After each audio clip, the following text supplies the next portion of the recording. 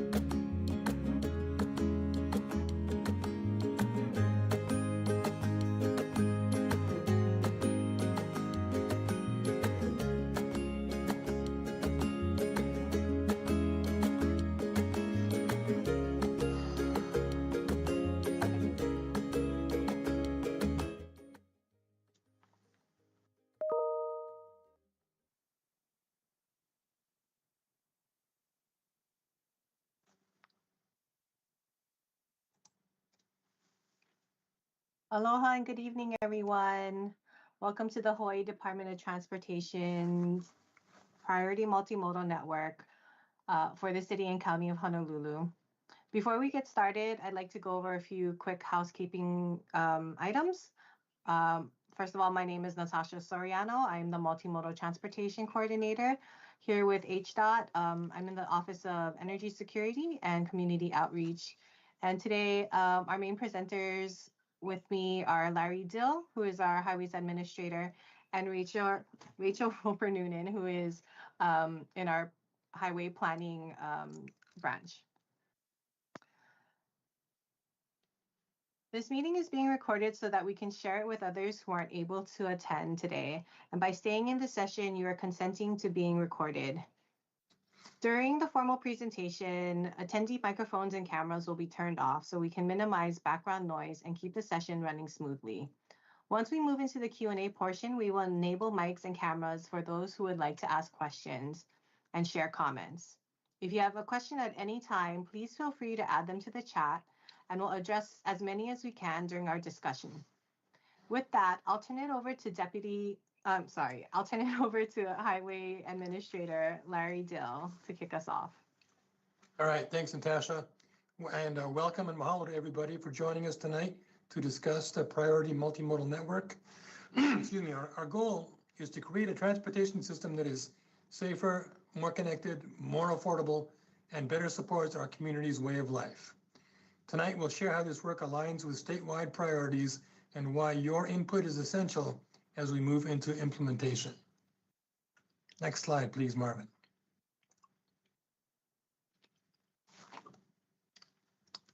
Oh, I'm sorry, and we'll go right into the next slide. That was that slide.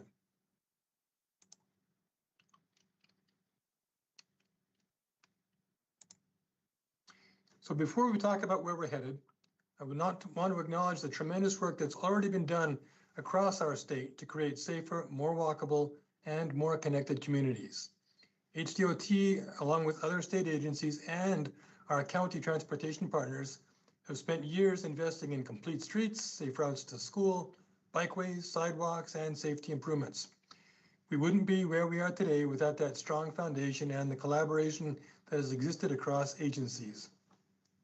For example, we work closely with county transit agencies where state highways are critical for bus service or multimodal connectivity. This partnership is essential to ensure transit can move efficiently and safely on our shared roadway network. Hawaii also has dedicated community groups who have consistently shown up, provided input on transportation plans and projects, and pushed for safer streets.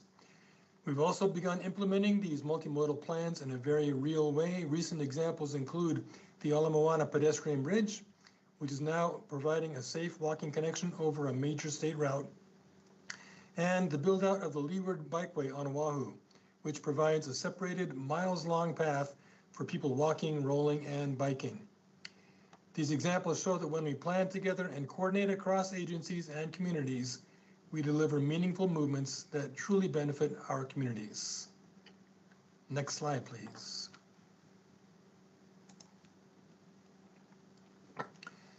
The Priority Multimodal Network is a set of strategic projects on the state highway system designed to fill the most critical gaps in pedestrian, bicycle, and transit access across all islands. It is a focused approach to building safe, reliable options for how people move throughout Hawaii. This network builds on years of work from DOT, the counties, many community partners. Rather than starting from scratch, it brings together existing bike, pedestrian, and transit plans into one clear, coordinated statewide implementation path. The goal is simple. Focus our resources so key walking, biking, and transit connections are built sooner than originally planned. By aligning priorities across agencies, we can accelerate delivery and ensure our communities benefit faster. And although the network focuses on state highways, it is intended to connect with county facilities so people experience multimodal travel as one connected system, not separate pieces.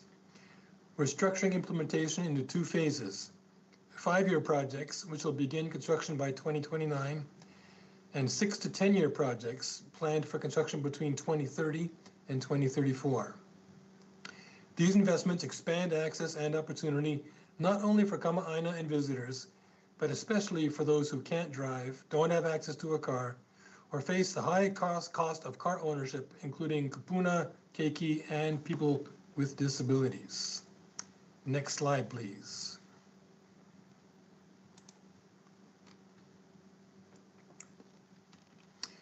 This multimodal network HDOT has been doing is already grounded in state law.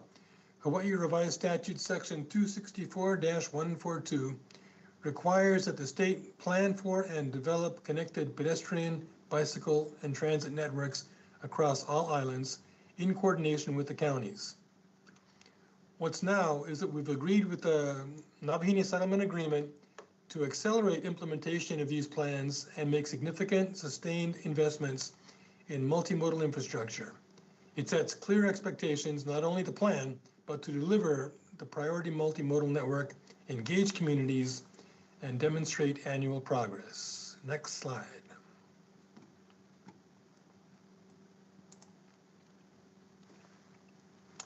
Transportation is Hawaii's #1 energy consumer and one of the highest costs for our families. For many households, transportation is the second largest expense after housing. The priority multimodal network is one of the top strategies in DOT's Energy Security and Waste Reduction Plan in order to reduce our dependence on imported fuels by giving people real alternatives to driving.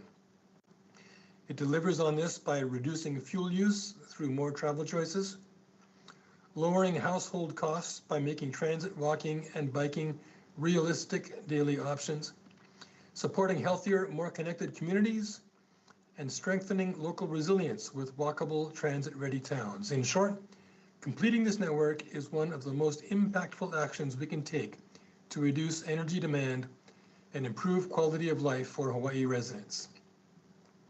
And now I'll turn it over to Rachel Roper and her team at Highway Planning.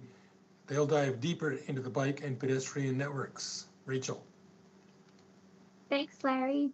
As Larry and Natasha said, I'm Rachel Roper Noonan from the Highways Planning Branch. I oversee the systems planning section, which oversees the bicycle and pedestrian planning for the state highway system. Next slide.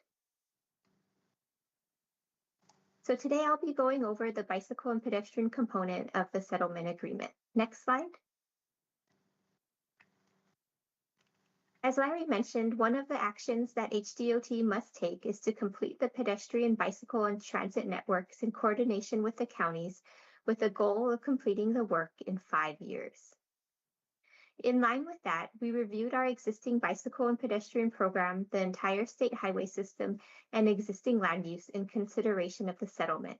We also met with our county partners to ensure we look at the entire transportation network holistically and took into consideration key connections between the state and county networks.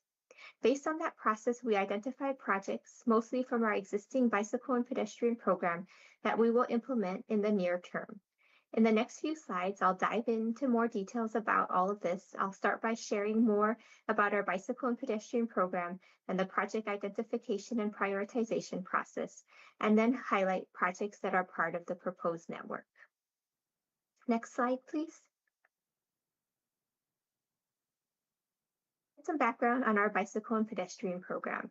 So Bike Plan Hawaii was first developed in 1977. As of last year, we had 177 miles on the state highway system. Specifically for Oahu, we have 61.6 miles. Next slide. Our nationally award-winning statewide pedestrian master plan was developed in 2013. As of now, we have 178 miles of pedestrian facilities for Oahu, 118.43 miles on the state highway system. Next slide.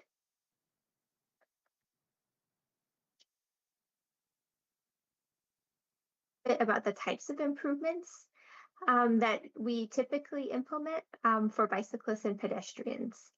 These include, the types of dedicated facilities you're probably really familiar with: crosswalks, sidewalks, shared use paths, bicycle lanes, and the sign shared roadways. We also implement visibility improvements. So these could be pavement markings, lighting, advanced stop bars, curb radius adjustments, and curb bulb ups. We also do speed management, such as raised crosswalks, speed humps, and speed limit adjustments. And lastly, we do crossing improvements, such as medians and pedestrian scrambles. We also do some non-infrastructure, such as pedestrian counts, education, and enforcement. An example of this is our Motor Vehicle Safety Office. Through them, we had a contract with the Hawaii Bicycling League to offer e-bike classes. Next slide. Next, start diving into the project identification process and prioritization. So our approach is consistent with national best practices. It's data-driven, consistent with our Complete Streets policy, and also with the United States Department of Transportation, USDOT, Safe Systems approach. And of course, it's also consistent with the settlement. So we're continually evaluating new needs. We don't wait to evaluate needs just when we formally update our plans every 5 to 10 years. Needs can be identified at any time. They can be identified by the public or our stakeholder groups. Others are identified by our bicycle and pedestrian team here in the Highways Planning Branch, or by our districts, or while doing maintenance. Once we're aware of a need, we review the existing conditions and the available data and develop a proposed project. So as I mentioned before, as part of the settlement evaluation, we went back through our list of proposed projects as well as existing conditions like land use and just took a real thorough look at the state highway system. Because we have limited resources in terms of staff to design and manage projects, limited materials, limited contractors, and limited funding, we can't do all the projects at once, right? So we have to use this criteria to prioritize our projects for implementation. We use this to develop our short-term implementation plan. So the criteria include, of course, safety. So that's in terms of crash history and traffic stress. And traffic stress can be speed limits and the volumes of cars and freight vehicles on the roadway. We also look at connectivity, mobility, and access to make sure we're filling gaps in the network and providing access to key destinations. And some of the destinations we focused on for this assessment were schools, libraries, employment centers, and parks. We also look at equity. We especially focus on those who might be more reliant on the bicycle and pedestrian modes. So those could be areas of higher concentrations of youth or kupuna, or also areas where people might not have access to vehicles, or areas with higher concentrations of poverty. We also look at the greenhouse gas potential. For this round, we looked at roadways with high traffic volumes that connect to employment centers or have a lot of tourist destinations. We're looking for locations that could attract a lot of vehicle travel. We also look at stakeholder support to make sure we have the technical and community support, and then we look at feasibility. So for feasibility, we're especially focusing on things that would make the project take a lot longer to implement or be more difficult to construct or be just more complex. So for example, that could be if we need to acquire land, if we would impact adjacent properties or utilities, we'd need a new bridge structure. Things like this add a lot more complexity to the project. Next slide, please. Now let's dive into our proposed projects.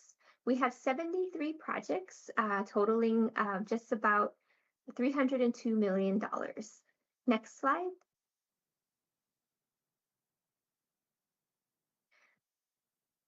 Okay, so for bicycle facilities, you can see that I split out assigned shared roadways, bike lanes from shared use paths, because shared use paths are also used by pedestrians. So I didn't want to double count that in the next slide on pedestrians. So that's just why it's broken out there. We have almost 24 miles of new bicycle facilities that aren't shared use paths. And then in terms of shared use paths, we have almost 26 miles. So for bicycle facilities, we have 20 projects totaling $45.1 million. Specifically for Oahu, we have 7.8 miles made up of 9 projects totaling $16.6 million. And then in terms of shared use paths, we have 26 projects totaling $146.7 million. And in terms of Oahu specifically, there's about 7 miles made up of 11 projects and $97.2 million. Next slide, please.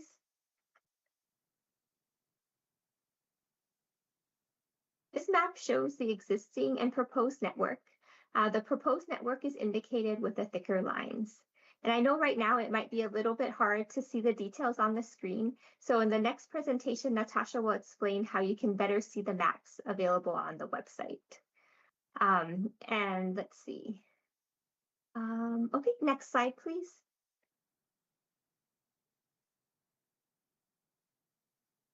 Now let's talk about the proposed pedestrian network. There are over 16 miles of new pedestrian facilities made up of 28 projects and $110.6 million.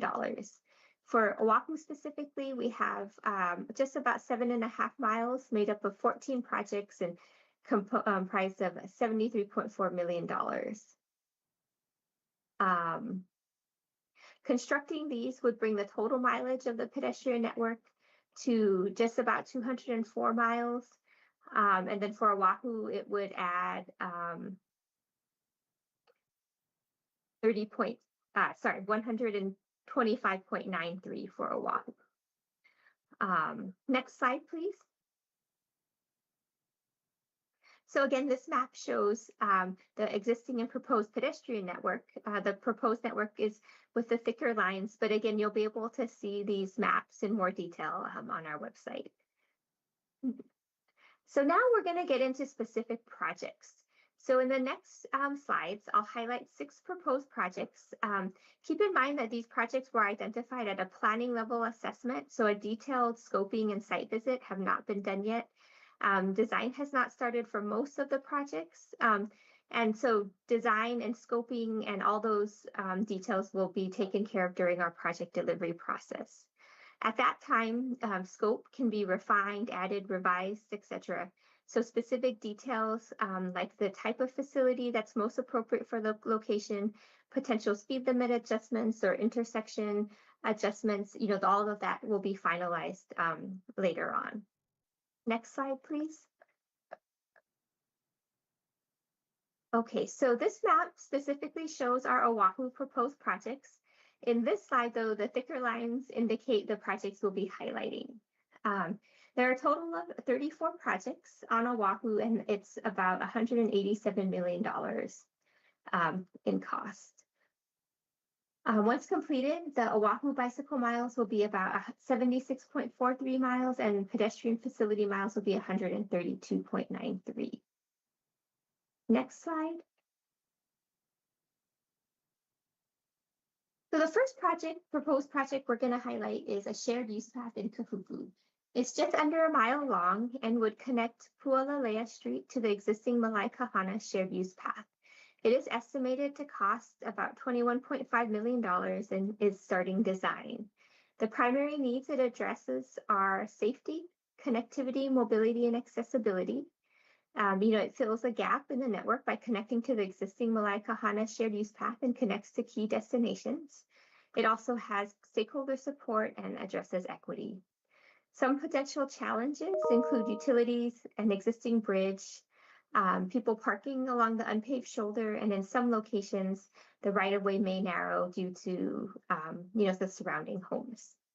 So this project is ongoing. Like I mentioned, it's going into design right now. Next slide.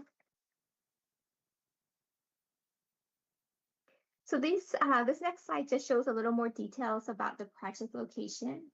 You can see that there's a raised crosswalk at the start of the project. And then at the end, we just show the existing bridge. The bridge does have an existing pedestrian walkway. Next slide. So the next project we'll highlight is buffered bike lanes along Mokapu Boulevard from Kaneohe Bay Drive to North Kalaheo Avenue. The proposed improvements are about 2.1 miles long and estimated to cost $2,075,000. This proposed project is anticipated to start design in 2029. The primary needs it addresses are safety, connectivity, mobility, and accessibility. It has stakeholder support and also addresses equity. This was requested by the local community and would provide non-motorized access to Kalaheo High School.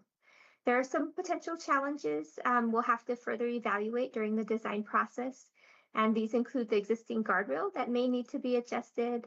I believe there's some drainage or a drainage ditch. The right-of-way narrows in some locations, and there is existing parking. Next slide.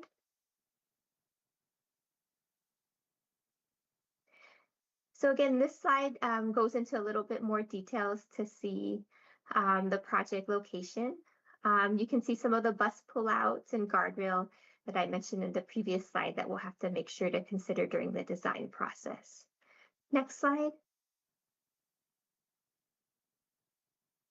The next project will highlight our bike lanes along a 0.21 mile stretch of Radford Drive from Kamehameha Highway to Bougainville Drive.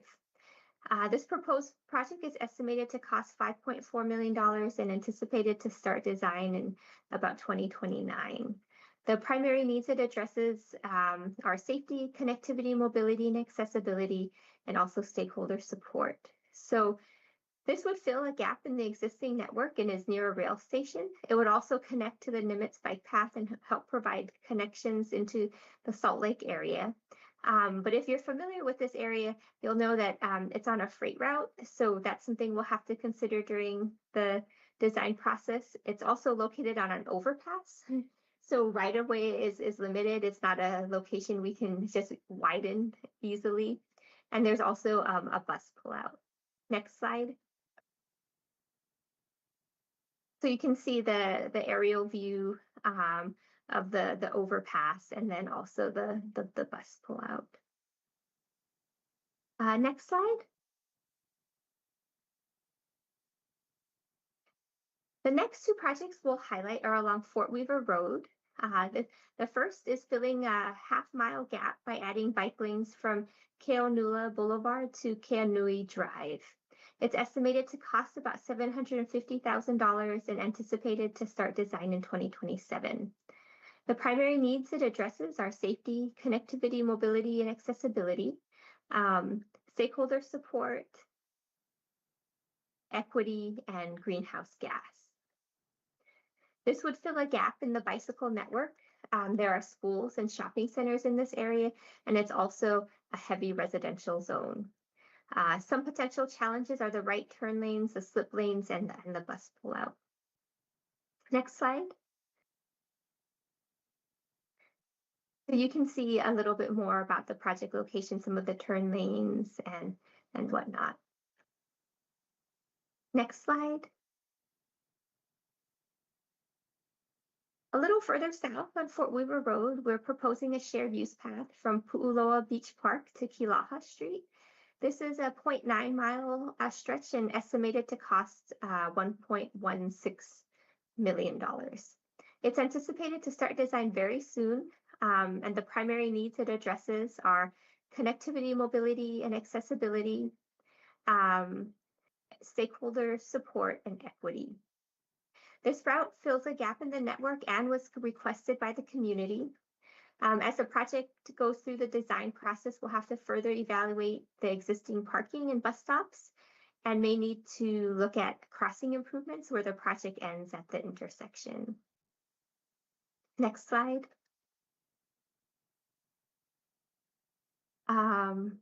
So here's the proposed project location. You can see the intersection we're talking about, as well as some of the bus pullout and then the existing parking we'll have to work with. All right, next slide for the last project.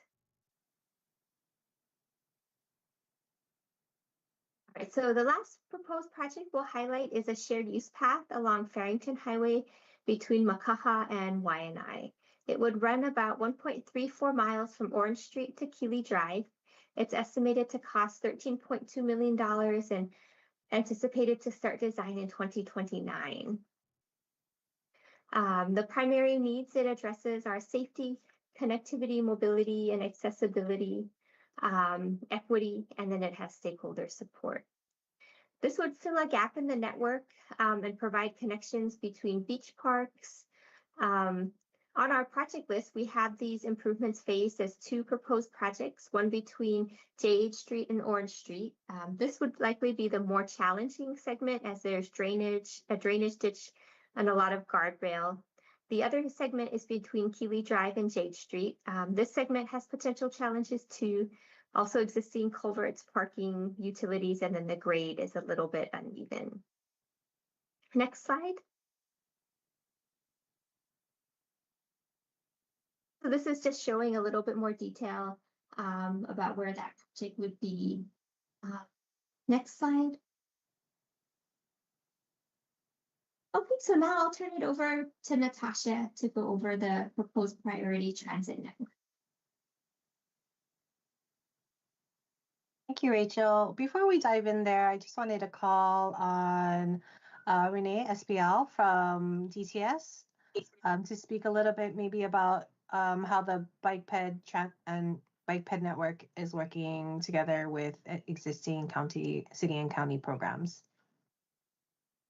Thanks, Natasha. Good evening, everyone. I'm Renee. I'm the Complete Streets Administrator for City and County of Honolulu. I have a young man doing race car races in the back, so sorry if it's loud. At the city, we passed our Complete Streets law in 2012. So we're about 13, almost 14 years now into implementation. And our law at the county states that all transportation projects that we do shall incorporate Complete Streets features, like a lot of the projects that the state has been talking about this evening. The main way we do that is really by integrating Complete Streets with our paving and roadway rehab program. So basically when streets come up for mill and fill or full pavement rehabilitation, we coordinate with our engineers in those departments to put the road back a little bit differently and a little better for the community. We also have standalone projects, obviously, for traffic calming, bicycle, pedestrian improvements, a lot of crossing improvements, and transit improvements as well. Those are typically done as quick build improvements to try to get the safety benefits as quick as possible with kind of limited resources. And then our bigger projects, we typically use federal aid, federal funding with the help of the state for those. And then of course, we also have development requirements that help us implement Complete Streets improvements. What guides those? We have a relatively new Vision Zero plan for the island of Oahu that very clearly identified pedestrian safety disparities on our road network. Our pedestrian plan from 2022, our long-time bike plan, which is programmed for update in the coming years, transit improvement plans such as our ongoing integration of bus and rail service, our sustainability and community plans, and we just got funding to do a new Safe Routes to School plan, which we're excited about. So we're really excited about the accelerated investment in Complete Streets and really look forward to working with HDOT to make sure that we can connect state and county facilities. So thank you. Thanks, Renee. And as we transition into our transit network, I'd like to give a shout out to our deputy, our highways division, Robin Shishido. He's in this picture in the blue, in one of the blue shirts in the middle. They worked hard with our state transportation planning office to get electric buses for all of the counties. And so I think in July they were commissioned, and those are the buses that you see in this background here. Next slide, please. Our state transit network is comprised of 39 proposed projects, with most of the neighbor islands looking to improve or create new bus stops, with Oahu being the exception, looking really to transform its system to include 18 busway projects totaling $47 million. Next slide, please. And so we really developed the transit network by taking the lead from the counties and the city and county of Honolulu, recognizing that our bus system is part of the backbone for most of our rural county or rural transit agencies. But with Skyline coming online, um, it's also playing a big part of the first and last mile, and really getting the system to work synergistically. So HDOT has worked with the City and County of Honolulu to develop and prioritize a series of these transit projects along our state roads. And this effort will dovetail with corresponding improvements being planned by the City and County of Honolulu on local roads. The primary goal of these transit improvements is to leverage existing investment of Skyline by undertaking an island-wide busway improvement to speed the bus connection to Skyline. And these projects are designed to be in place at the time of the opening of the third phase, Skyline hitting the Civic Center or Urban Honolulu. Next slide, please. This map shows the existing bus routes. In green are what DTS wants to reorganize, some of the bus routes that are along state highways.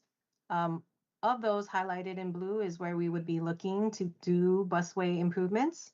That could include a list of projects, and we're looking more towards a corridor improvement. So they may be, while you only see 4 corridors here, they may be several projects along that corridor that will help improve bus transit to Skyline. Really focusing on trying to get, especially our West Side folks, Waianae Coast and Kapolei, to Skyline within 10 minutes. And then the same for our Central Oahu and Ewa Plains residents. Next slide, please.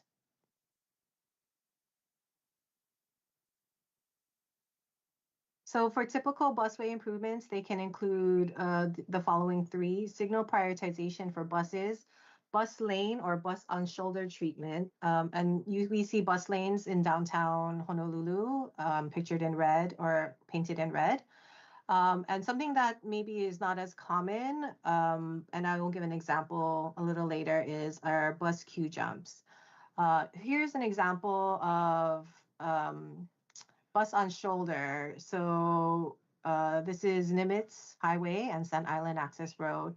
And prior to a restriping project that HDOT did, the shoulder was used. This is kind of a wide shoulder used as a bus stop. And the bus would have to pull in and pull out of this from that third lane.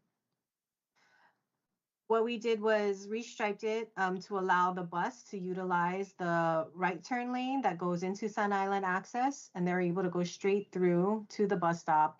And then as the green light goes, they're able to jump ahead in front of the queue as well. Next slide, please.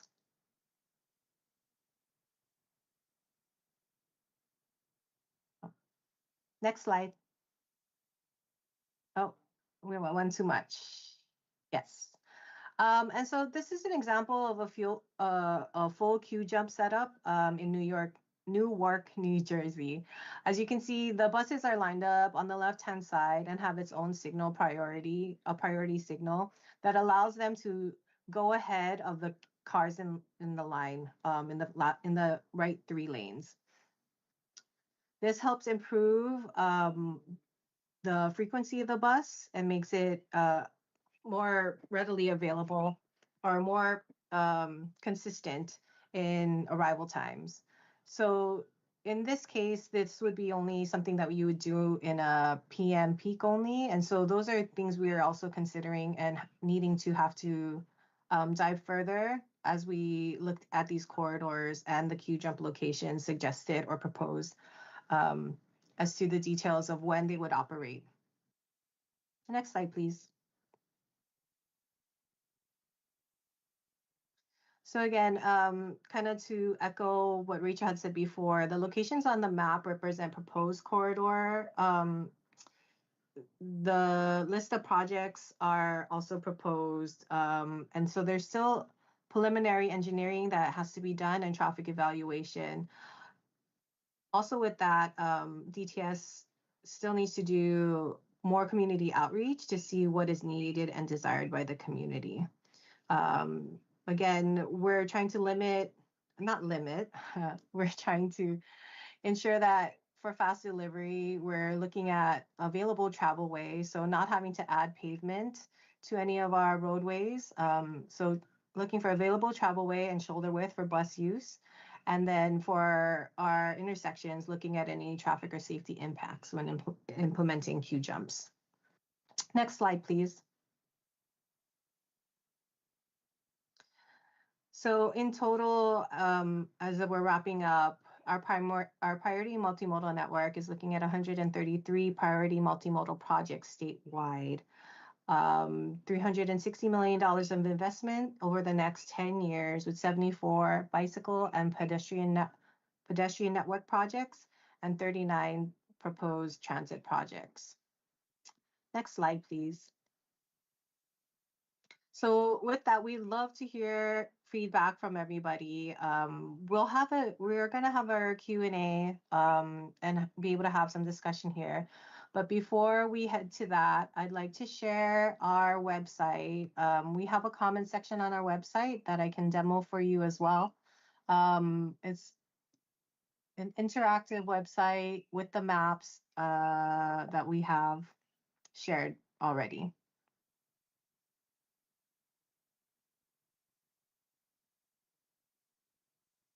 And I believe it's already shared in the chat, our website. And our community meetings are held, if you were able to register here, we are already, as I said, recording these meetings. And as they are being transcribed and posted, you'll be able to find a recording of this presentation in this section. Our priority multimodal maps are linked to ArcGIS online. The first map is our bike and pedestrian map.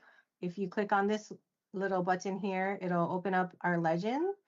You're able to zoom in using these buttons on the right bottom side. And if you're savvy with ArcGIS, you're also able to open it in a map viewer. That may take a little while. I think another thing to add is that as you're looking through the maps, you can click on any segment and you'll be able to pull up information on a project. It has location, length of the project, expected construction year. And while we don't have the cost in the ArcGIS, I'll show you where you can find a list of these projects as well. So similarly, we have our transit network. Again, our legend, you can find in the top left corner. It has a more robust legend as there are different things on the different islands, bus stops on our neighbor islands. And again, for Oahu, the focus of integrating our bus routes with Skyline is shown.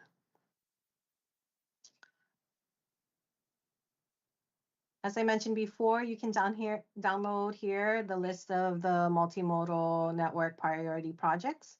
That will also give you construction year and estimated costs. And then lastly, as you scroll to the bottom, you can submit a comment. This is an ArcGIS-based comment form.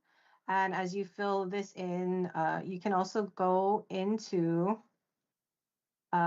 zoom in and place a pin in any spot that you'd like to show us. And that way you can be a little bit more detailed about any suggestions you may have. Those are things we'd like to hear.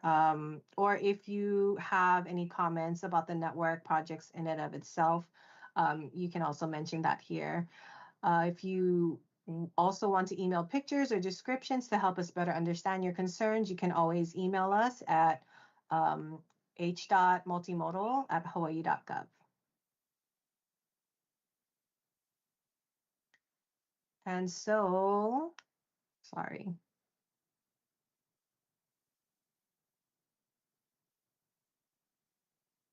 With that, I'd like to say mahalo for coming out and spending your time with us. We are going to transition into our Q&A.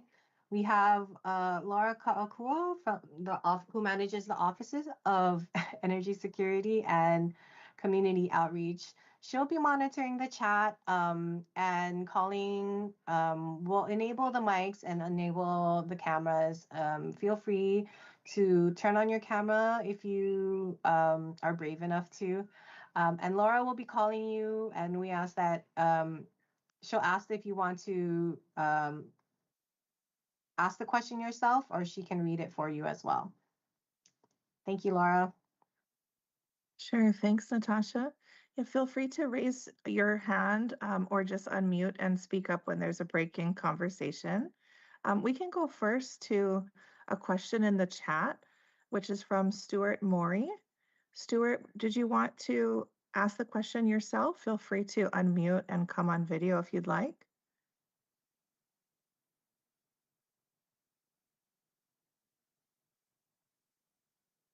If not, I can read it.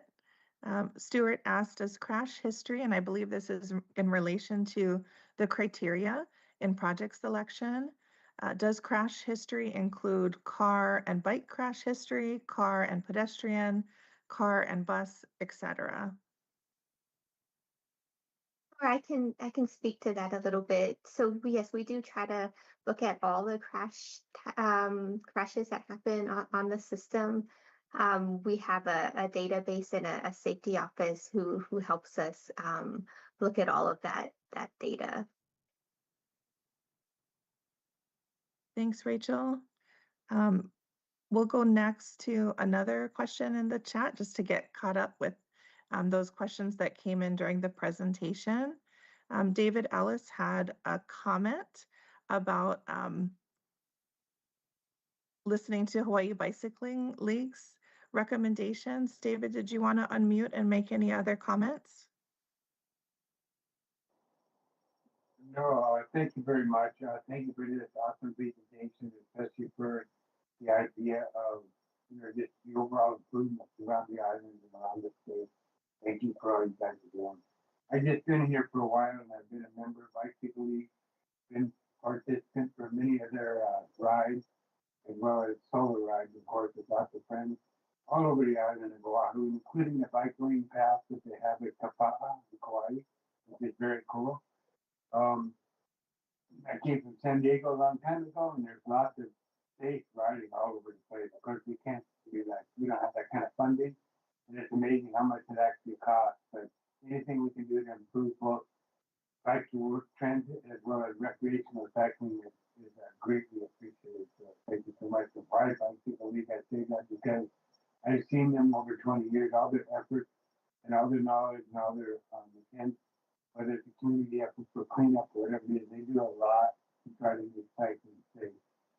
So I just appreciate all the things you offer. So thank you for that. Sure. Thanks so much, David, for your comment, and thanks to HPL for your work. I'm guessing we might hear from other folks from HPL as the meeting continues. We have one more comment at the chat that came in early. Sean O'Kelly, did you want to unmute and ask your question directly?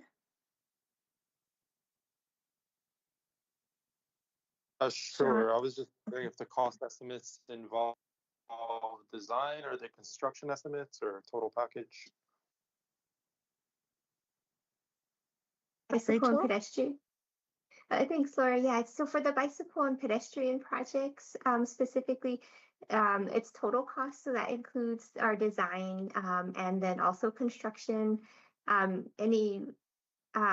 the majority of the cost you're seeing is probably construction of that total, since that's what makes up the most of the cost typically.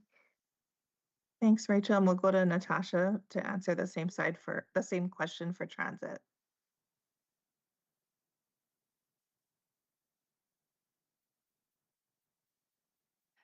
For transit, it's the same. Those are total costs. And then you can estimate about 10% of that cost would go toward design and planning. Thanks, Natasha and Rachel, and thanks for your question. Sean, we'll go to a few of the hands raised. So I'll go first to Luca and next to Brent Shin. Luca? Yeah, aloha. So I am one of the Hawaii Transportation Council members. I'm the representative for the North Shore of Oahu. I work with a good amount of you guys.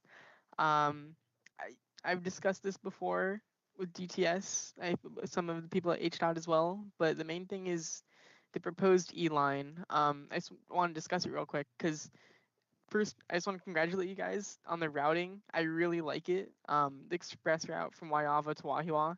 That's going to make transit so much easier for commuters, kapuna, students, families.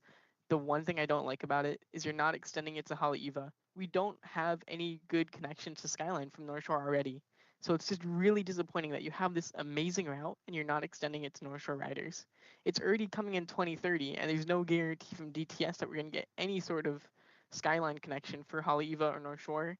So I would really just like to hear why is it not being extended to Haleiwa?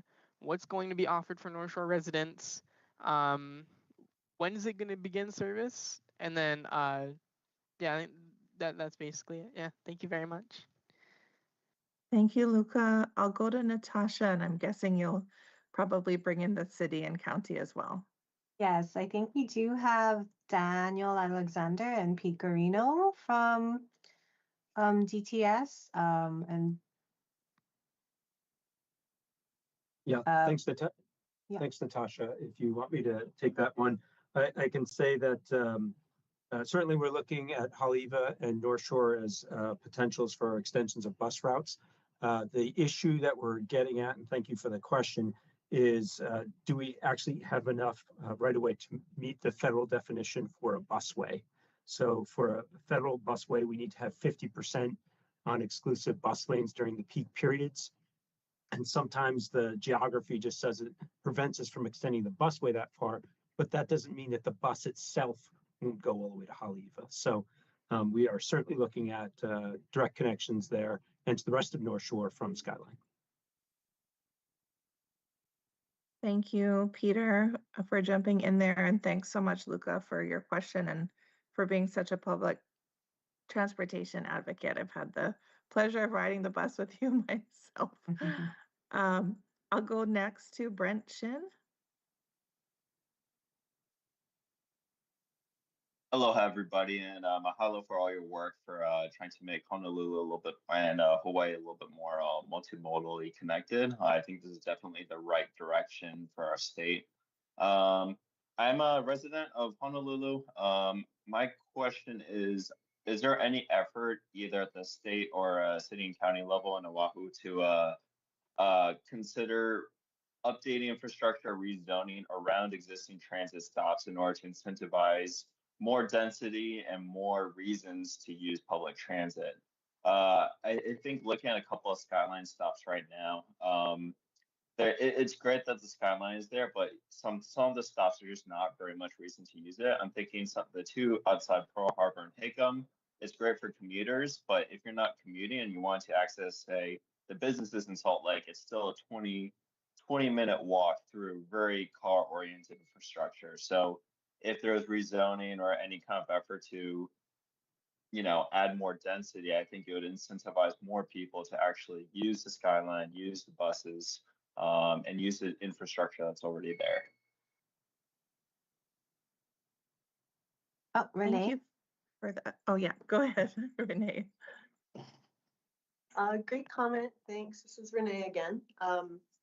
So the city does have, I believe there's 8 neighborhood TOD plans that we prepared starting in 2007 with all the different communities along the Skyline corridor, where the communities basically got to express like what kind of TOD they thought was appropriate in their neighborhood, sort of like more dense transit-oriented development.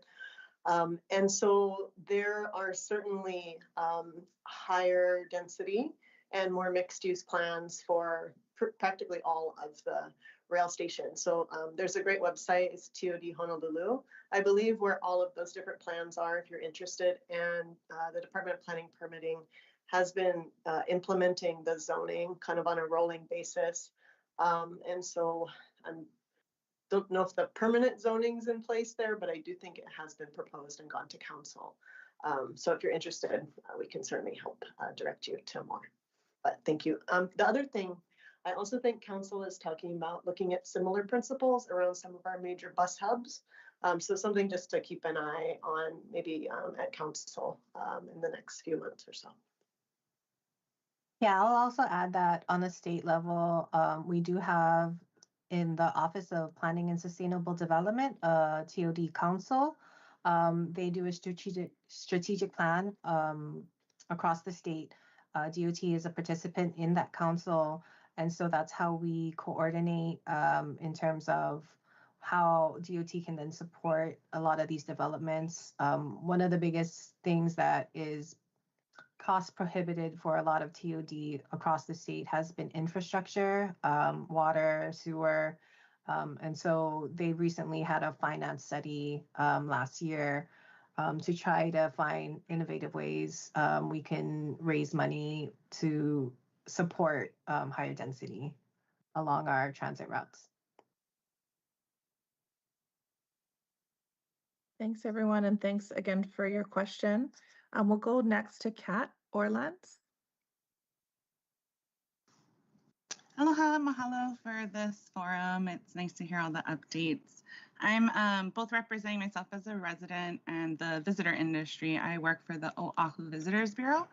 So I just wanted to know, for all these proposed routes, especially related to the bus system, nearby state DOT or even county speed humps, the standard speed humps, will you be analyzing the effects of those humps on buses, like tour buses, public transit buses, and also maybe even emergency vehicles, just to reconsider maybe more bus-friendly alternatives for slowing speed in certain areas, especially around those tourism hotspots? Thanks for the question. We'll go to Natasha first. I think you bring up a good point. At this time, we don't have a study into that, but I think that's certainly something we can look forward or look into the future. It's, you know, our speed hump program has been kind of our cornerstone of our safety efforts along our highways, especially where speed has been a big problem. And again, these are, I'm assuming, more in the rural areas. I think we are also working with HTA to do traffic demand management options. So that could also be something we could look to in partnership with HTA. Thanks, Natasha. Larry, did you want to add to the response? Oh, sorry, Larry would have to unmute. Yeah, okay. Thanks, Laura and Natasha, for answering. I'll just add a little bit to that. As Natasha mentioned, those vertical deflections are a key feature of our efforts to create speed management and improve safety in our system.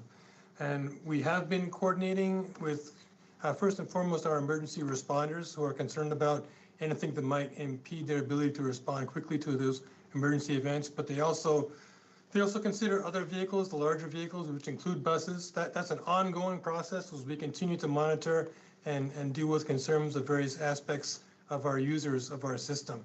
So good point. That is an ongoing effort, and we'll continue to work with all of those stakeholders that are affected by those vertical deflections on our system.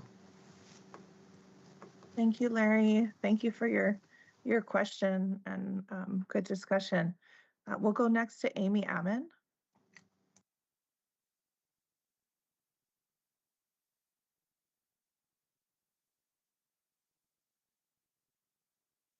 Amy, did you want to unmute and ask your question?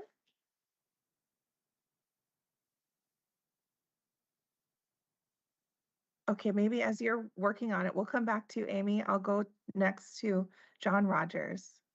Feel free to unmute and come on video give your comment. Hi. I'm a resident. First of all, thank you for doing this. This is great and it's greatly appreciated. I'm a resident of Eva, and out here, Eva Kapolei, we have a lot of shared use paths or sidewalks. And I've been asking this question for a long time because HRS 291 doesn't actually define what a shared use path is or how it's to be used. And one of the problems we have out here with all this, Fort Weaver having a wide sidewalk or a shared use path, because I don't know what it's designated as because it doesn't say, and there's no inventory of shared use paths. And so my comment and my thoughts is that we should try this next session to define what a shared use path is in HRS 291, and especially because there's going to be a big bill with electric bikes going through. And we should then create an inventory of what shared use paths are, because out here we got Fort Weaver, we got Kualakai, we have Kapolei Parkway. There's a lot of different pathways in the Leeward Bikeway or Pearl Harbor Historic Trail or Puuloa Trail. We have all these paths, and I know HDOT in their toolbox and the different things define what a shared use path is, but it's not codified in law, and that way, by being codified, we could actually put rules to who can use it, how it can be used, the speed limit, all those things. And because our laws are confusing about who can use a sidewalk, where a sidewalk can be used, how it can be used. So I just really think it's a really important thing with this multimodal network, trying to make it build it out, is to separate what a sidewalk is and a shared use path. In other places I've traveled, I've actually seen signage that says no bikes, it's a sidewalk, no bikes on this sidewalk, or that they're allowed, and then how they're supposed to be used, yielding to pedestrians and, or stay to the right, or all these just little simple things that tell people how to use it. And so that's, I also had another comment in there. Can I talk about that? Yes. Sure. So I just want to bring it up to everyone's attention. Kinea Road right now is in the process of getting repaved. It's in the plan. It's in the program status on the HDOT website. And, it's going to get repaved all the way from Eva to Schofield Barracks. And I just think it's important to take a look at whether we can extend the shoulders. Right now, if you go down Kinea, if you're a cyclist, you ride Kinea, it's kind of scary. It's very scary. And there's really narrow portions of the shoulder, or no shoulder at all. And in the bike plan Hawaii, it's supposed to be a shared roadway. That's what is proposed. It isn't yet. And then in the Oahu bike plan, they actually want it to be a shoulder bikeway. So I think it would be great, since it's going to be repaved next year or the year after, that we should really look at making it a better road. In Eva, we have a lot of military that live here, or people who work up in Schofield and Wheeler, and some people are riding now. And I think it would be great with all electric bikes. It's so easy to go uphill now. So I think it would be a great thing to make that road more bicycle safe. And I appreciate the time you've given me. Thank you. Thank you. So we'll see who wants to respond. You have to your two comments. The first about defining or clarifying what a shared use path is, and perhaps working on a statewide inventory of shared use paths. And then your second question about Kinea Road repaving and the opportunities there. So I'm looking at either our administrator, Larry Dill, or Rachel Roper-Noonan. Would either of you like to respond? I can take a stab at the Kinea Road. That's something we can definitely take a look at, John. I think in the past, that when there's an upcoming project, we often used to talk story about it with HBL or you and other stakeholders. So that's something we can flag and we can take a look at and talk with our designers about. And then specifically for the shared use pass, in terms of the inventory, we do have a list of all the HDOT shared use paths on our website. Right now it's in maps, form. So I guess maybe it's not super easily searchable because it's not in a list. So perhaps, if it would be better, maybe we can also make it a little bit easier to look through that inventory on our website.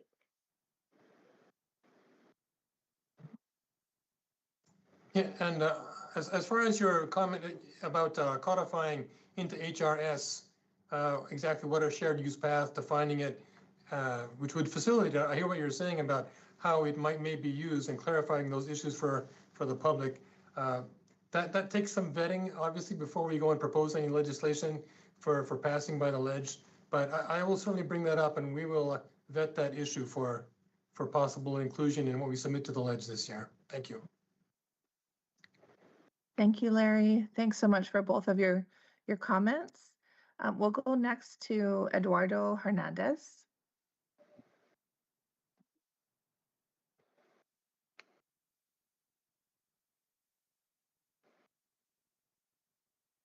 Eduardo, are you able to unmute?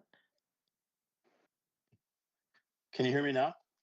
I can, and I'll just flag because I see Amy was able to figure out unmuting. So we'll come back to you next, Amy. Go ahead, Eduardo.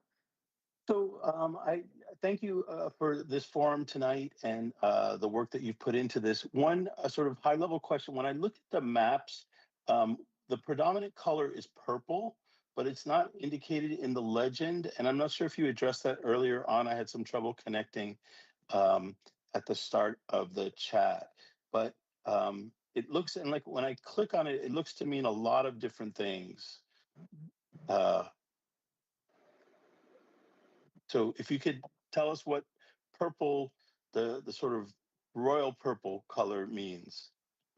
Sure, I'm gonna go to, oh, I see Richard coming on. I'll go to Richard to be able to explain, and maybe either Richard or Natasha can share screen and be able to explain that to you. I know for at least the bike ped network, that's the existing facilities. So those are like the existing bike lanes, sidewalks, shared use paths, signed shared roadways that are on the network. Is all the purple. So it's, it's a bunch of different facilities, and we were just kind of using that to show what we have already, and then using the color to show what we were implementing and what those facilities would be. Okay, so I think it would be helpful to indicate that on the legend so that we know, because you're comparing, you're proposing new facilities and then sharing old, but it was really unclear. Right, yeah, we can work on adding that to the legend. Great, and then my second question was regarding the transit priority things. Is that, are those projects planned with FHWA funds? It will be a mix, but yes, we are looking to use FHWA funds where we can. Okay, because I've just been recently following a thread that DOT is looking to prohibit states from pivoting FHWA funds for transit projects.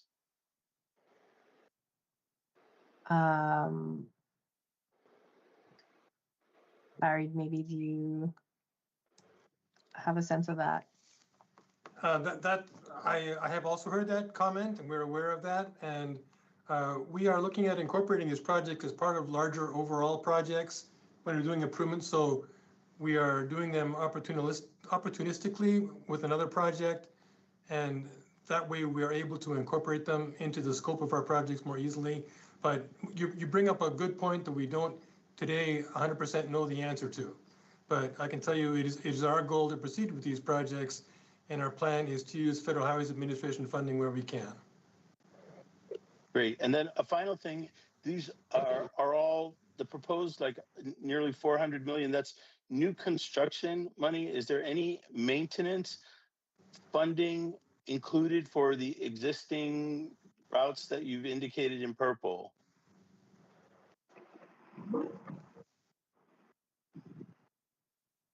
So the funding that you see, everything that's presented in this presentation today is, as you've noted, new funding for or funding for new construction. I'll put it that way. And our maintenance funding program, we make requests every year to increase our amount of maintenance funding that we get. And that is increased, generally speaking, at the state level and also at the federal level to maintain our system. So those requests will have to increase accordingly.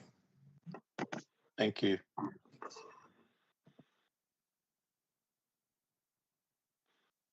Thanks for your questions, Eduardo. We'll go back to Amy. Amy, please feel free to unmute and ask your question. I am unmuted. You can hear me, right? Yes, we can. Okay, good.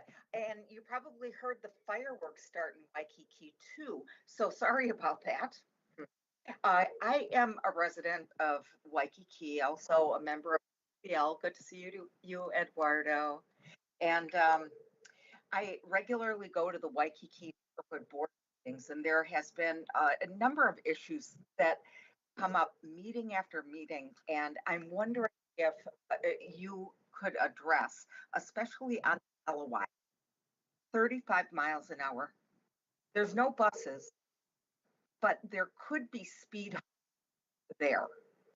I just would like to see that speed limit, and maybe that is just out of your jurisdiction, but everyone I've talked to at the Waikiki neighborhood board meeting doesn't really take any action on that. The other question I have, if going from the Kapahulu Library, there is no bike path where there's 4 lanes of merging traffic on the LOI, and I have actually gotten a bike ticket for being on the sidewalk in that. I just don't want road kill. So I don't know what your plans on that stretch before the bike path starts or bike lane starts on the LOI. The third thing, and this will be last, thank you very much for your time, everybody, is the bridge from the LOI into Mo'iliili.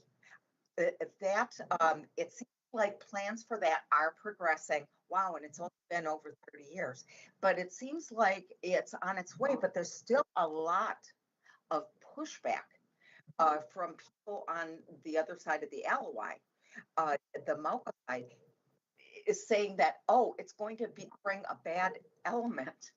I don't know if they realize that their element is a lot worse than the Waikiki side. So those are my 3 questions about the speed limit, about the bike lane, and about the LOI bridge. Okay, thank you, Amy. And I see that Renee SBL has unmuted from the City and County of Honolulu. Thanks, Renee. Sure. Thank you for your comments. We are actually, the first one I didn't hear too well. I think you were asking about lowering the speed limit on Alawai Boulevard. That's correct. 25 miles an hour I'm requesting. Okay, Just okay, good. like We, the rest. that is something that we're actually working on. We are working on the signage plans right now, and it's something that we plan to do in-house. We did recently have a bill at City Council to lower our speed limits in school zones to 20. So I think we're revising the plans a bit to make sure we get the Jefferson Elementary area down to 20 at the same time. So you should be seeing that pretty soon. I'll follow up on the status of that. And then there are longer term plans for Alawai Boulevard for pretty significant bike improvements on our website. If you Google Waikiki Complete Streets, I'm sure you can find that there, as well as all of our other projects in Waikiki, including the Alawai Bridge.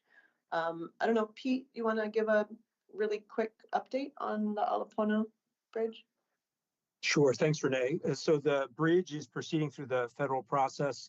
As we went to submit the final environmental assessment, the federal government changed their rules with the length of the assessment. So we are going through now and essentially shortening it to the required 75 pages. And then it will proceed from there. So it should be published shortly. Thank you, Pete and Renee, for jumping in there. Thanks, Amy, for your question. We'll go now to Carol Pittner. All right, I believe, there we go. Okay. Hi, my name is Carol. Thank you all not only for having this presentation, but also dealing with all the meetings and the paperwork in the background that nobody gets to see. It's one of those little things like you just mentioned a 75-page paper. I'm thinking, well, I'm not the person writing that, so thank you for doing that. I'm in Central Oahu. I'm located in Mililani. I was born in Waipio and then I was raised in Mililani. So I'm very familiar with the fact that there's a little bit of a transit desert out here. And one of the things that I'm starting to see in the 25 or so years between being born and raised here and then going to the mainland for college and coming back is that we're seeing an erosion of the infrastructure in Central Oahu. And I don't mean the bike paths. There's plenty of bike paths. There's also plenty of roads.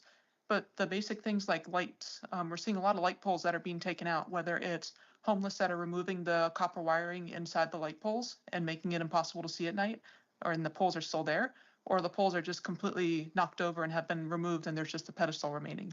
So as part of the construction projects, I know that a lot of this is new money, and I know there's already been a question about maintenance.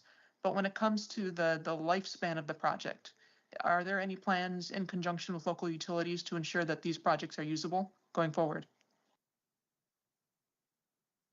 Thanks for your question, Carol. I may go for this one to our Highways Administrator, Larry Dill.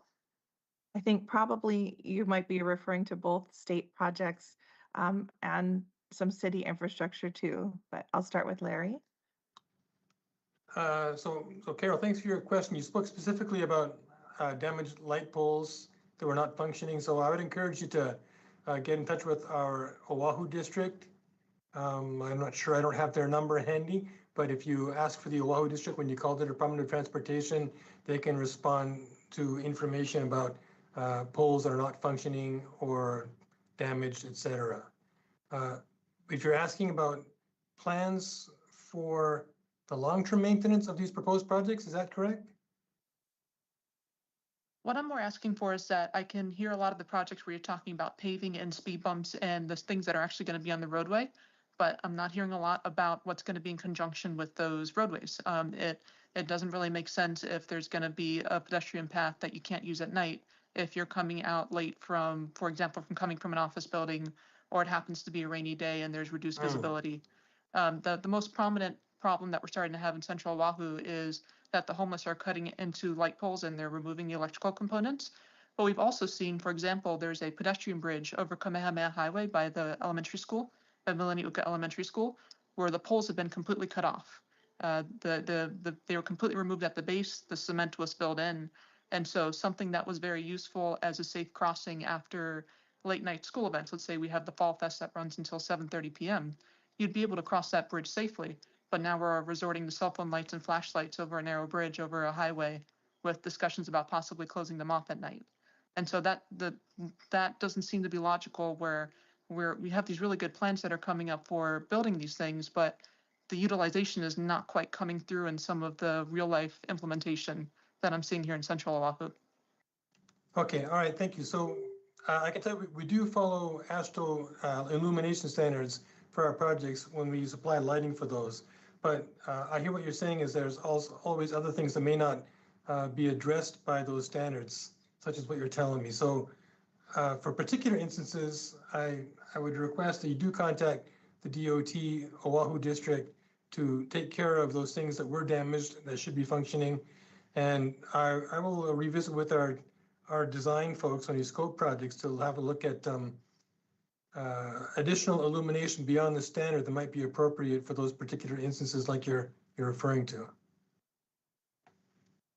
And we can help with some follow-up to Larry in terms of particular questions as we review the transcript and recording of tonight's meeting. So thanks, Carol, for bringing up those great points, and Larry for your response. I'll go next to Dean Wilhelm, followed by Jonathan Hun. Dean? Aloha, thank you. Aloha, Laura. Nice to see you again. My name is Dean Wilhelm. I'm the executive director of Ho'okua'aina. We are out in Maunawili. We have a farm, and Laura can fill you in. I won't go too much in depth about the whole project, but we are in the process of purchasing 116 acres of prime agricultural lands that we're going to be slated for development. And so Laura has been a part of this process for over 10 years now. She's obviously moved out and into bigger and better things, as I see now. But I was only informed about maybe 4 months ago, maybe 5 months ago latest, that the state has plans. We're in the process of purchasing these lands. We're almost, again, this has been going on for 10 years. We're almost to the point of figuring out all the paperwork and getting it all where we received the title. That about 4 or 5 months ago, I was informed that the state has plans to run a bicycle path, to develop a public bicycle path smack dab through the middle of our farm. And for the record, I just want to let it be known that we, as an organization, and myself personally, and I can speak for others in the community, are vehemently opposed to that. It was mentioned about, infrastructure being destroyed and things of that nature. The security issues are going to fall smack dab on the middle of us. It's probably going to be, it's maybe a mile's worth of area, and let alone, if you're not familiar, but farm theft, whether it's equipment or produce or animals, is a huge issue in Hawaii. And we foresee that as being a major problem. And so, and incidentally, when it comes, I'm a proponent for bike paths and pedestrian paths. We already have plans to, along the stream that we are stewarding and clearing right now, is to have a pathway, a public pathway for the community that we will manage ourselves. But to have a bike path that is a public path that people can traverse at any time of day or night is something that is going to be very detrimental moving forward. And so I just want to voice that for the record. Thank you for your time. Thank you, Dean, for your comment. Just looking at the priority multimodal map, and I can put it in chat for those who came in a little bit later to the meeting, but looking at those interactive maps, we do not have a proposed project in Maunawili as part of this priority multimodal network. So just want to reassure you on that. And if there's other information that's come through, we are happy to have a follow-up conversation with you. That would be great. I did hear about this meeting, and I was encouraged to go on and to share on our behalf, to just make that comment and hopefully nip this at the bud. Thank you. That's Thanks, good news. Dean. Larry and Rachel, anything to add, or shall I move on to our next commenter? Okay. I'll move on to Jonathan Hoon. Aloha, I'm Jonathan, and mahalo for having this meeting and sharing these updates with us. I'm a daily bus rider from Nanakuli, and my question spans pretty much the entire state, but also focusing on Oahu. Is there a coordinated plan or concrete pathway forward to implement signal priority for public transportation? And if so, what does that plan look like? Could it be implemented statewide and on a widespread scale? What's that timeline? And then lastly, any thoughts on expanding signal prioritization to pedestrians and cyclists? Thank you. Okay, out of the many experts we have here, who would like to respond to that question from either HDOT or our city and county transit partners?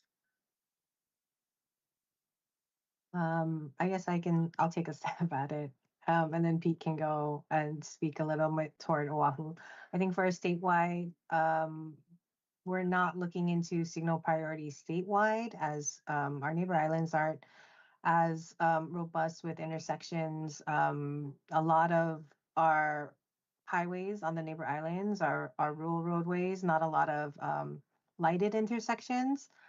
So I think from a statewide perspective, we may not be at that nexus at this point.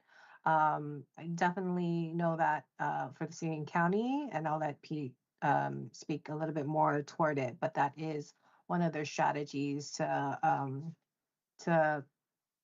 implement their busways on Oahu. Pete?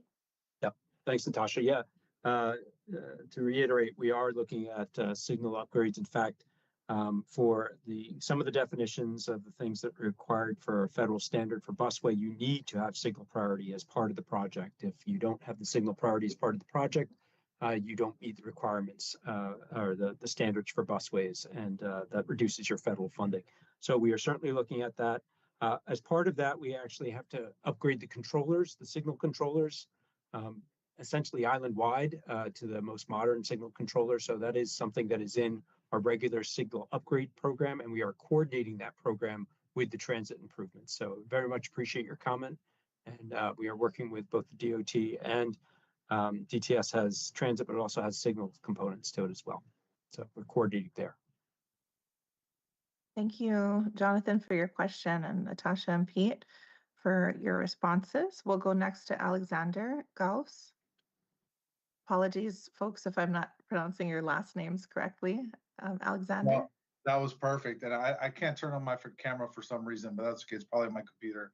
So I wanted to recognize you guys are giving really thorough responses. So Natasha and Pete and Larry and the other, I can't get everyone's name, but I'm really informed. I really appreciate that.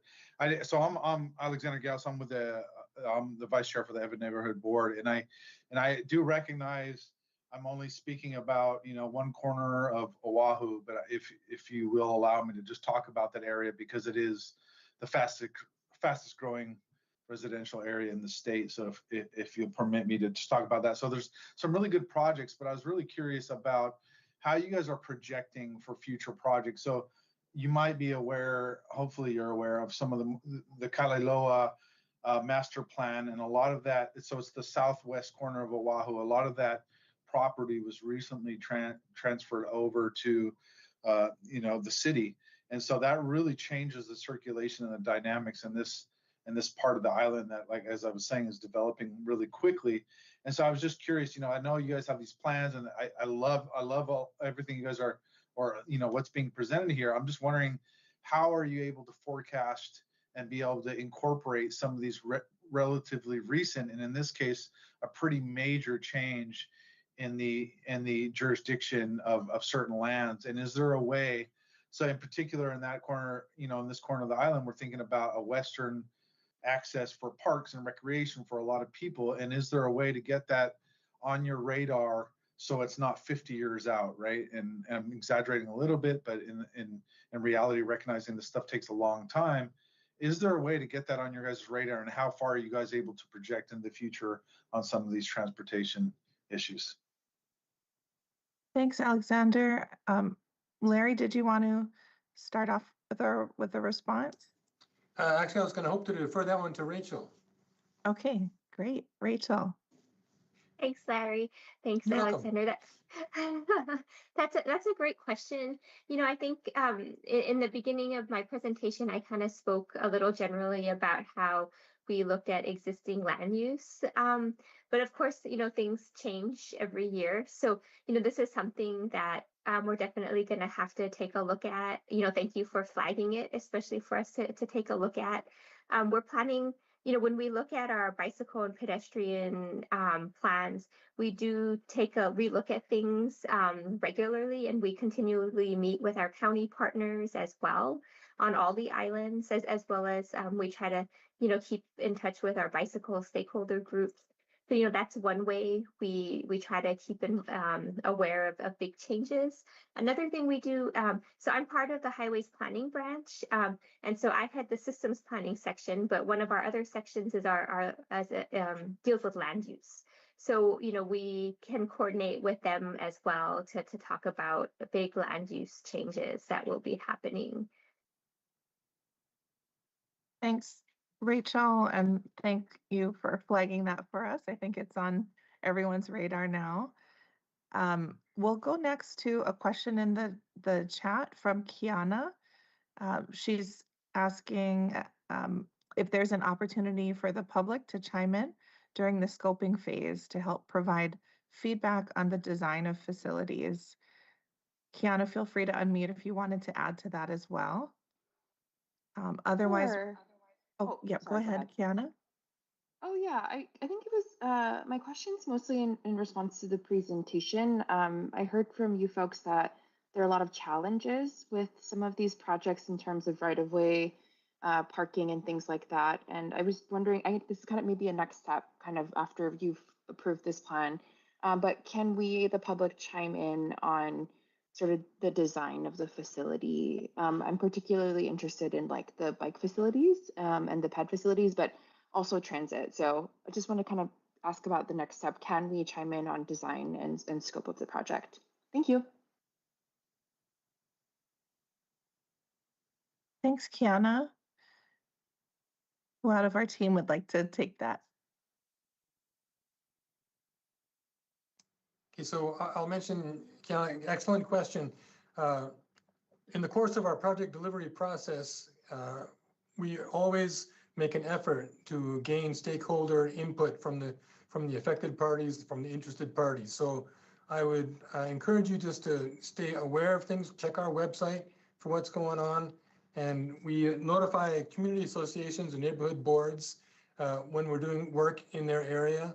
And we come to them, give them presentations, and seek input from the affected folks. So I would encourage you to stay in touch with those sorts of organizations, and you'll see opportunities for input.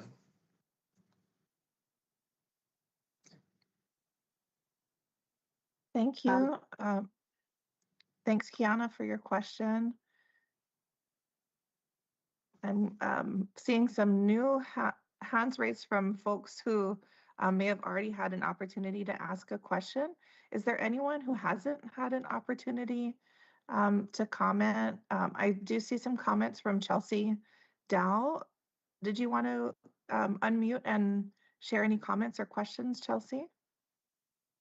Oh, really just to emphasize what I put in the chat, which is the connecting buses. I do live on the Ewa Plains, but I am from Oahu MPO. I'm one of the senior planners there. And a lot of Ewa Plains is kind of forced to drive to the station instead of taking a bus because it only comes every hour.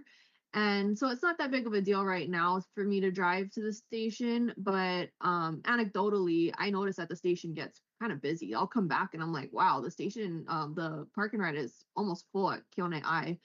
And I can see that as it expands, that's going to be a problem, that park and ride will probably be pretty full. And I can see Honouliuli also having that problem because Ho'opili is like only a third of the way built out. So I think people might funnel out of Keone-ai, go to Honouliuli, or like Honouliuli might just be really busy. I know that's mostly a city comment, but if there's a way to really hone in on that in the future to get more frequent circulators that go to the stations, that would be really appreciated. And I'm sure Makakilo, places in Kapolei also have the same issue with the frequency of the circulators to the stations. Thank you. Thanks, Chelsea, and thanks for your folks' work at Oahu MPO. Anyone want to respond either from HDOT or from the city? In our network, I think we're looking at Fort Weaver Road to be a bus on the state network, at least, to do improvements so that we can get at least a 10-minute connection from Ewa to the station off of Kualaka'i Parkway. And then we have Pete here again, who's working with more of the local roads and how to connect to like Honouliuli. Yes, and thanks, Natasha. That is, and thanks for the question. That is something that we're looking at, increasing service to the feeders as we go. Because remember, we've got to project what kind of service we're going to have when Skyline opens all the way to Civic Center in Ala Moana, and we have to a long lead on how many buses we're going to need. So we really have to make those decisions in the near term so that we can ensure that we have enough buses to, if we are going to increase feeder service to the various stations, that we have ordered sufficient quantities of buses. Thanks, Pete. Thanks, Natasha. I'm going to go next to a comment from Andre Johnson in the chat. Andre, do you want to unmute your comments related to the Keone-ai station? So relevant to the previous question. Hi, yes. Can you hear me? Yes, we can. Is my mic? All right. Yeah, I ride Skyline every day, and I live in Ho'opili, and I walk to the Keone Eye Station. And I've just noticed some safety concerns because it's such a wide road, and I have to cross it every morning and on my way back. Typically, especially going towards H1, I'm crossing, and then like they're stopped at the red light. But then if you're turning right into Ho'opili, they can't really see you crossing until right in front. So that's just one specific safety concern I've noticed. Yeah. Thank you, Andre, for raising that. Would the same team like to respond to that question?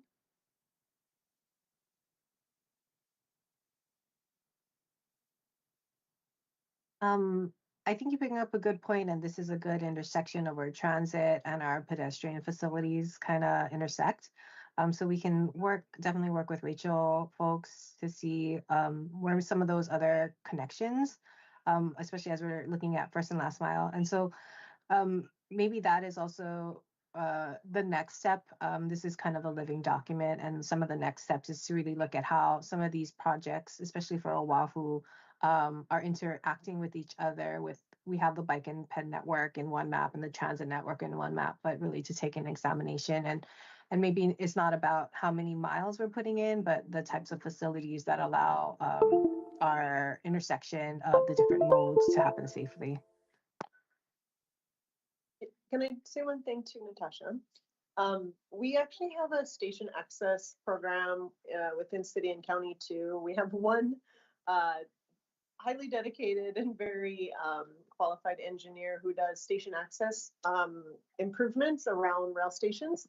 And we have a pretty long list of projects we're kind of clicking our way through. So maybe it might be a good time to get together with the state and kind of refresh that list and maybe see how the state can kind of help us move that along, because it is really critical kind of where that pedestrian and transit experience meet. So that's a maybe a good opportunity to collaborate on that. Yeah, thanks, Renee. Anything you wanted to add, Pete, before I go to our next question? I think that's all said. Thank you. Okay, great. We'll go next to Mark Garrity. Hi, Mark. Oh, hey, thanks for this great meeting. It's really appreciate you guys putting this together. And of course, the plan is awesome. But the recent conversation about the dangers at particular intersections that may be not on the radar is something that I think we really need to start thinking about, because as we build out these infrastructure projects, the goal is to ultimately encourage more people walking, bicycling, and using transit, right?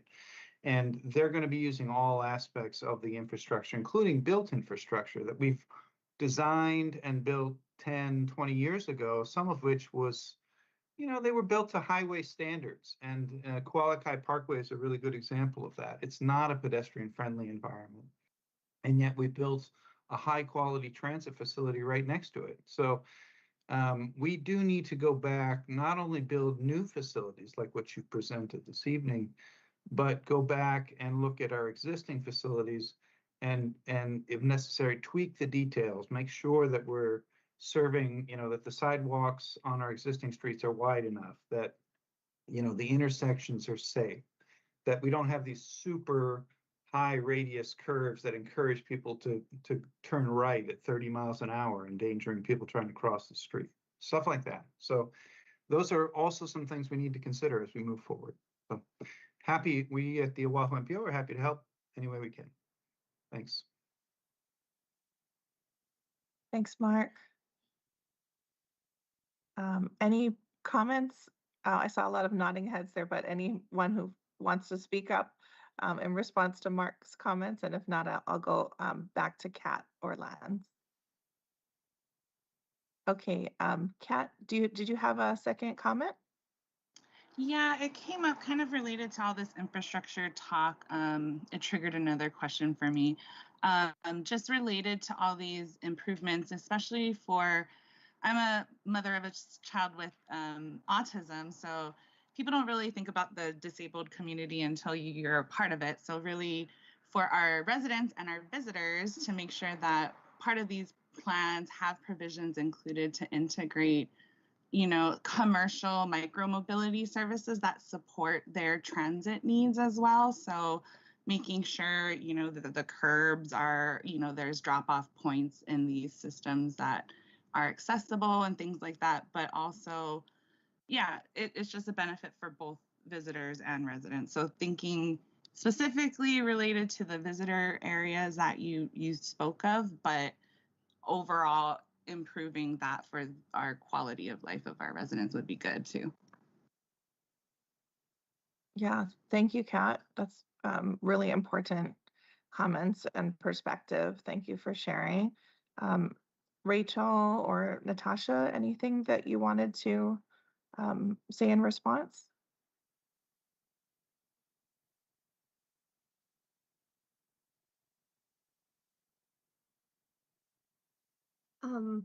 Yeah, no, just definitely thank you for your comment. You know, it's definitely important to consider the disabled community and all ADA requirements. We try to focus on, you know, ensuring all of our facilities are compliant. And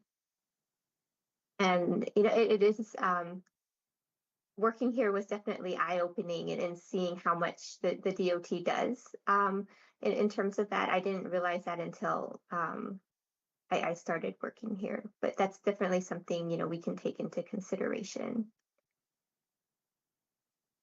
Thanks, Rachel. And thanks again, Kat. We'll go next to Carol Pittner. Did you have another comment? I do. This was actually from Jonathan from Nanakuli and Mark Garrity about signals and controllers and making things pedestrian friendly. I'm actually an e-bike rider. I love my e-bike. It's registered with the city. I'm legit, I swear. But one of the things that I wind up planning my routes around is the number of left turns I take, because the majority of left turns are street signal activated. It takes the weight of a car to tell the signal controller that there's someone that wants to turn left.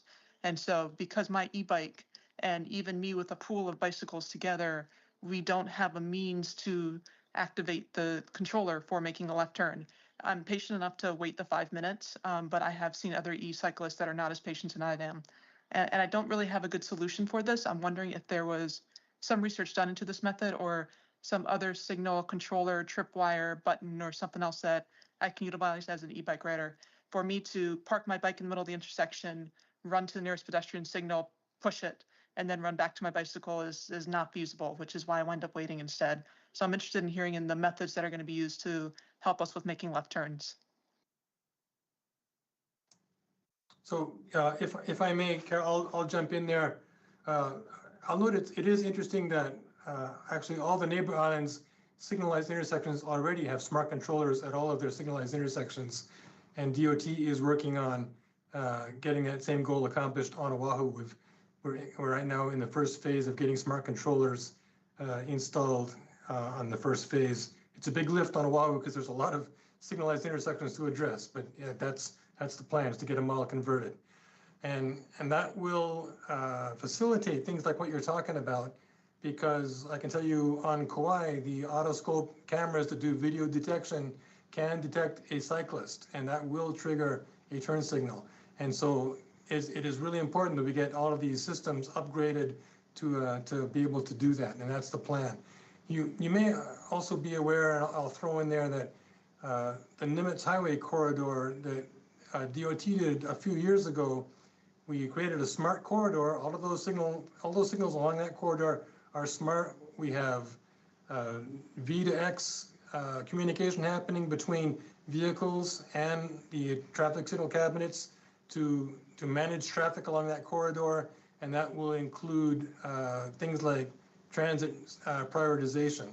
And so DOT is looking to all of those efforts to try and facilitate all of those things. Also, earlier was asked about pedestrian priority.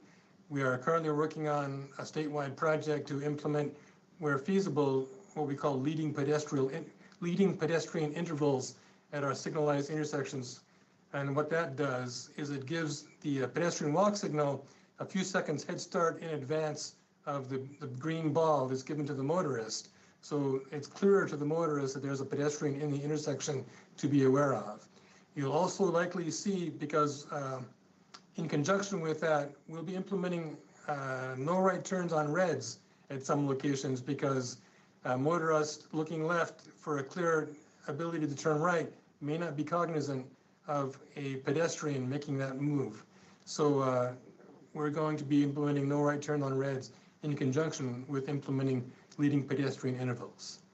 Thanks. Thanks, Larry. I saw a lot of thumbs up and hearts and clapping. So thanks for explaining too how all of the signal changes factor into a safe network. We'll go next. I realize we are running over time, but we really want to make sure we get to everyone's questions. So we'll go next to Sean O'Kelly again, who asks, is there coordination with police and Department of Emergency Services to get their input and funding to keep the pathways safe? Sean, did you want to add anything to that question, or we can turn it over for the group to answer?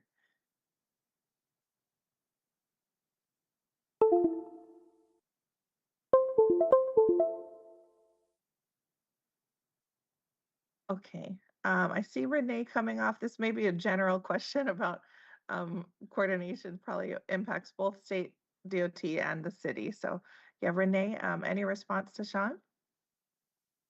Yeah, we coordinate with our sister emergency departments on all of our projects, where, you know, it's always hard to find the exact perfect balance between traffic calming to keep the roads safe every day and allowing emergency responders quick access when they need to. So we do try to have those dialogues with them on a project specific basis. I find it's much easier to have those conversations when you're talking about specifics than sort of in general. There are certain routes that, you know, are very sacred to them, and there's others that are less so. So we definitely value that information. We have a very close relationship with them. And, you know, we like to hear the good and the bad about what we do, because it does impact them as well. But generally, they're pretty supportive of our safety projects, because unfortunately, they are the ones to see, you know, these crashes firsthand. And so they understand the importance of this. Thanks, Renee. Thanks for that comment. In the chat, I don't see any additional questions. There's a lot of really great feedback though in the chat, which we will make sure get accounted for in our meeting summary. From John Rogers, he says he greatly appreciates the hard work in putting the plan and presentation together. He's excited about projects including the Fort Weaver SUP and the Whitmore Village to Wahiawa Bridge. He's been waiting for this for a long time. Anyone else who has a question that you didn't get to ask, please feel free to unmute and come on video. I just wanted to ask real quick, kind of forgot to ask it, but does the E-line need the busway improvements to begin service, or can it start as a service without the busway improvements? Thanks, Luca. Are we going back to Pete? Sure. Yeah, that's one of the things that we're looking at. Candidly, right now, we really need drivers to make that happen. So we are monitoring what's going on with Skyline opening and the existing e-service. And that was one of the things that we proposed implementing ahead of the busway improvements, just putting the routing in. We proposed that back when we were went to the public for the Skyline opening day improvements. We kind of gave a preview of E and C route changes. So that's still one of the things that we're considering, and appreciate the feedback. Thank you very much. Thanks, Luca. Thanks, Pete. Anyone else with a comment or question?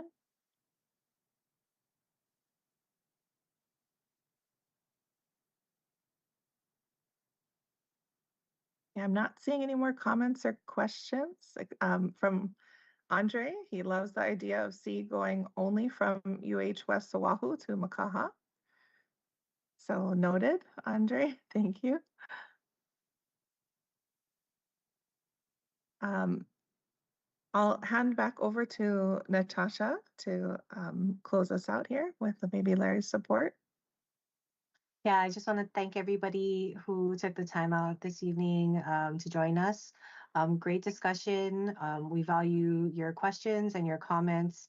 Again, please utilize the website and our submission form, or you can email us at h.multimodal@hawaii.gov. And then, yeah, Larry, do you have any last few words for us as we close out? Just to say that we're very grateful and appreciative of everybody spending their evening with us.